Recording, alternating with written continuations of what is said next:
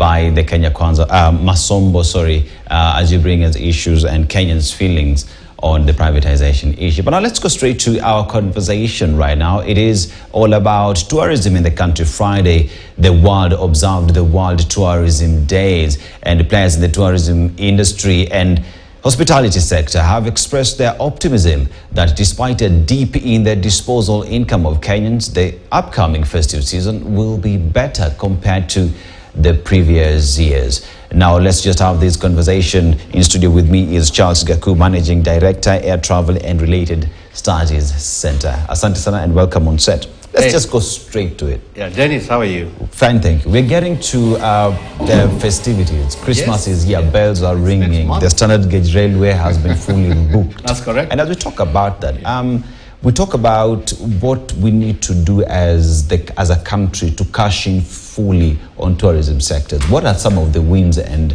some of the things that we need to fix from your perspective? I'm glad to be here. Charles Gaku. I run a college called Air Travel and Related Study Center for many years, 31 years actually. So I'm really in the heart of tourism. It's a very good story to hear from my colleague and friend, Nurani of Pridings, that they are rebranding, things are looking up. We are almost back to the pre-COVID levels as far as tourism is concerned. Even if as Africa you're lagging behind to getting back to pre-COVID levels. But that is all very good information. And as far as Kenya is concerned, any call that you make to any establishment, accommodation-wise, whether it's the Mara, Samburu, whether it's at the coast, they tell you, sorry, we are taken up for the month of Christmas, for the month of December, and that will overflow to January of the following year, 2024. So I think these are very good feelers that we in tourism are getting to experience at the moment, and we hope that could even last longer, so that we are able to cover up for what it is that we lost over the last 3 years or so. But Dennis, we still have our challenges, no doubt. Our industry looks like our facilities are tired. Require a bit of renovations here and there, and that cuts across whether you talk about hotels, talk about restaurants, the kind of tour vehicles you're using at the moment, the state of our national parks and national reserves at the moment. All that needs a facelift, and we have not really given back to the Kenyans who really sorted us out when we had issues with COVID. Remember that whatever sustained us for those very many years, it looked like 100 years, when no one could come into the country, was this ballooning middle class level in our country. So they are the ones who are filling up most of the space that we have. Now, that is a good thing. Now, yes. As we talk about this now, there's the issue of how the government now comes into the tourism sector. Here is issues to do with a lot of people are complaining that new taxes that have been introduced into the sector will affect business. We're facing competition from countries like Tanzania, Zanzibar, and our neighbors as well. So then how has this affected the industry? And as we go into the festivities, are we likely to see numbers go down due to that? The new rates take effect in January 2024. And I must tell you, Dennis, I was in Tanzania. I was in Zanzibar 2 weeks ago. The airport is new, 2 to 3 years old, bigger than Mombasa. I believe that we've lost so many of what would have been tourists to Malindi. They're going to Zanzibar.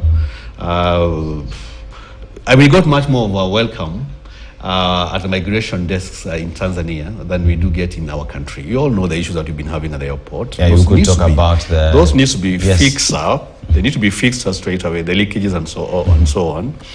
Luckily, we have a competitor in Atlanta who also suffered the same fate. But that's not to say that that's a good thing. We need to fix our properties. We need to fix and rebrand our programs and so on and so forth, and what it is that we're offering our clients. The beach, bush, the big five and so on, that's a tired product. We need to cash in more on alternative ways to diversify into how we can get our tourists coming in. We are just scratching the surface. 2 million tourists, I believe that our own locals, domestic tourism, can be able to get that. But if we are to bring in more of the international tourists, then you have to think about alternative, diversifying our product. Kenya must slowly shift now from being a safari destination to a conference destination. KICC being privatized, whether that's a good thing or bad thing, we are early to tell. It's too early to tell. But I thought that we could have done Intercontinental and the Hilton first.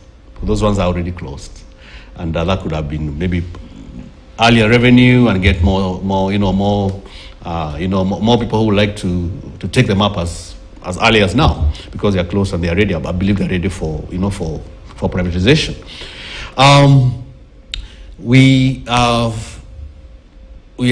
bringing in taxes or reviewing taxes as if we are in our own island. We have South Africa, we have Namibia, we have Botswana, we have Tanzania, our neighbors here, and Rwanda, the gorillas, and so on. We have to be extremely very careful how we are going to review, or how you're going to look at our taxes as you know that we have just come out from a COVID era, and even much more.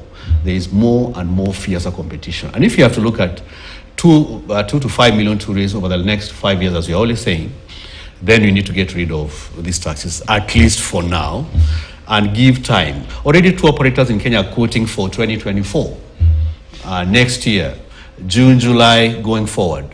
Clients, by the way, pay a long time in advance. So at the moment, we have simply outpriced ourselves out of the market if those rates would not be checked afresh, because they are not sustainable. The country is becoming, or the destination is becoming twice, thrice more expensive than it was by the end of this particular year. So we are in trouble unless we act very fast and revise those rates. And Charles, we talk about resources that we have. We have our coastal beaches, but those are not the only beaches that we have. We have, you talk about Lake Turkana that has one of the most beautiful beaches. Yeah, we have Lake Victoria. Mfangano Islands, excellent. Rusinga. But nobody knows about them. So in terms of the government coming in and selling these products to Kenyans, so that while we are looking at international arrivals coming in, we can also sell these to locals, because like you said, during the COVID period, it is Kenyans who save the industry. Yes, so then how do we tap into Kenyans and, like you said, give back to them to make sure that we not only focus on international arrivals, but domestics as well? I think county governments should take the lead. They have no excuse this time. If you talk about Rusinga, then Homa Bay should come to the front. There was a very interesting tourism symposium in Trans Nzoia last weekend, Kitale. And if you look at the plans that they have, if each and every other county could replicate that, I am telling you that 2 million tourists from Kenya alone is nothing. So I think we will need to start from the county, going outwards, and we should not just expect national government to do that. That's not really the work of national government. But Dennis, we can do all these things and plan, and we don't have the right human resource to take care of the 5 million tourists. They'll come once and they disappear because they got a poor service. So, like from where I sit, from an institution, Air Travel and Related Study Center, we need to think about what it is that we can do to continue offering relevant programs that anybody coming from all over the world will be able to get a proper service. The kind of food that we prepare for clients, the cuisine must be top-notch. Whatever I have in Milano is what I should have when I come to Kenya. Whatever that kind of sushi that I have from Japan is what I should have when I get to Nairobi, and so on and so forth. So training is critical. We have cases of clients coming in not very happy with the service. The guide was not good, my luggage got lost, the airline, and so on and so forth. The food was not up to scratch, was not very well received at the airport or even at my check-in at the hotel. So we can never divorce the issue of tourist numbers, growing the numbers, and training properly to international standards. That's why most of the colleges like ours that are training in the sector must endeavor to issue for their students international qualifications. Whether it's from IATA for airline industry, IATA is International Air Transport Association, for the airline industry, and other international exams, so that that person can be able to serve a client at par with whatever is happening in Madrid, in Spain, in Japan, wherever it is.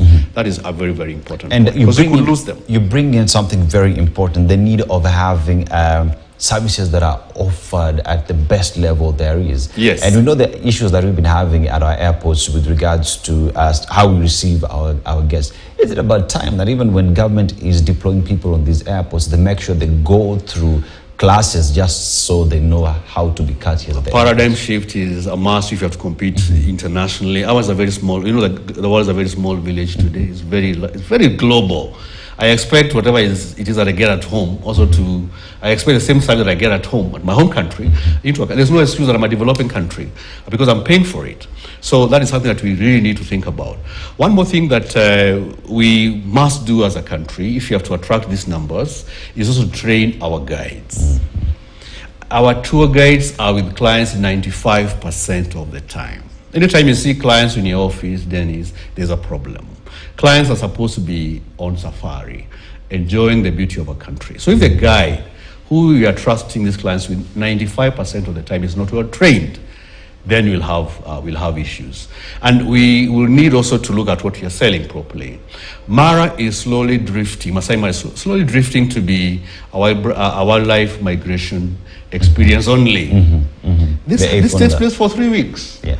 And we have another almost 11 and a half months to go. So we are running the danger as tour operators, branding Mara as only interesting the month of July and a bit of August. And that is wrong. There's much more to offer. The Big Five, so many movies have also been shot in the Mara and so on. And we should be able to get out of every national park and reserve in the country has a different story to tell. Guides need to be trained or to be retrained, whether they are refresher courses or serious courses, long courses for those who want to join the industry, so that they can be able to give proper information to clients who have taken so long to get to a country, who love a country. They could choose other destinations, but decide to come to Kenya, only to get a mediocre service. It's not acceptable, including foreign languages, French, German, Spanish, Italian. We should up our game and provide the best. Charles, as we continue having this discussion, you see, if you go to a place like Dubai, what is taking you there is they don't have animals. That I will tell you for a fact. They go there to have a good time. It's all about lifestyle. They have good roads. You see Lamborghinis. You come to Kenya, probably someone will come to eat like the millennials say chapati. Chapati. So now, how do we then package those things that we have, our cuisine, our culture, as part of the tourism attraction services and products that we can offer out there, and intentionally, what is intentional? Being intentional in selling these products that we have. Dubai got 4.2 million tourists the first 3 months of this year. That could translate to 20 million. What are they selling? All man-made, if not all of it. Almost everything is man-made.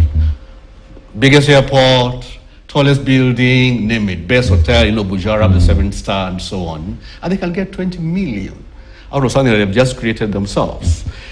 But do you know that Dubai, in terms of hospitality, is run by largely people who are out of Dubai? Foreigners, yes. I train my students.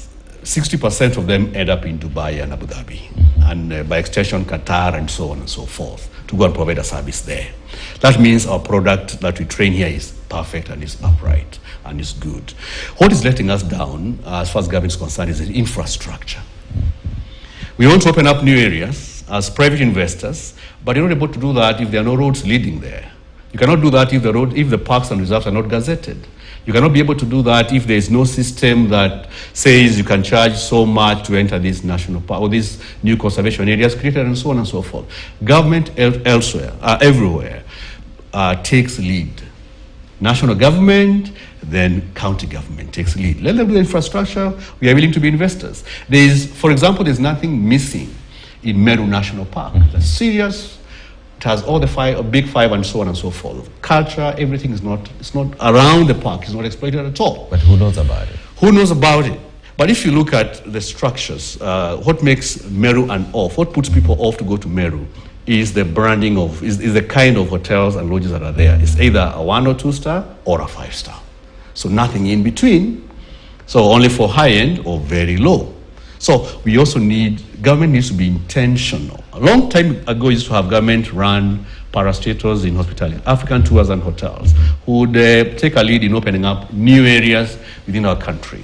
If that can be done, I am telling you, hiking safaris, doing lots of cycling, doing lots of roads, trekking safaris, cultural, all that will open up. And this country, and people who are here training will end up getting lots of opportunities. Don't have to go out of the country. They will get jobs right here.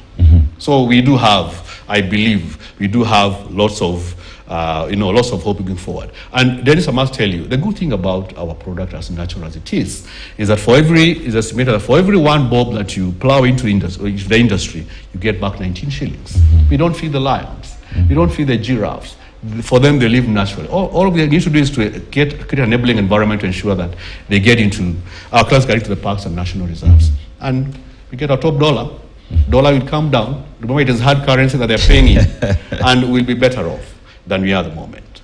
Yes. Charles Gaku, Managing Director, Air Travels and Related Studies, says that we have a lot to do, that as much as we have our wins, we still need to fold our sleeves, get our hands dirty and grow the tourism sector. It is the festive season. December is here. Hotels are fully booked. SGR has been fully booked. But we can do much more and do better. My name is Dennis Aseto. Charles, this conversation definitely must continue.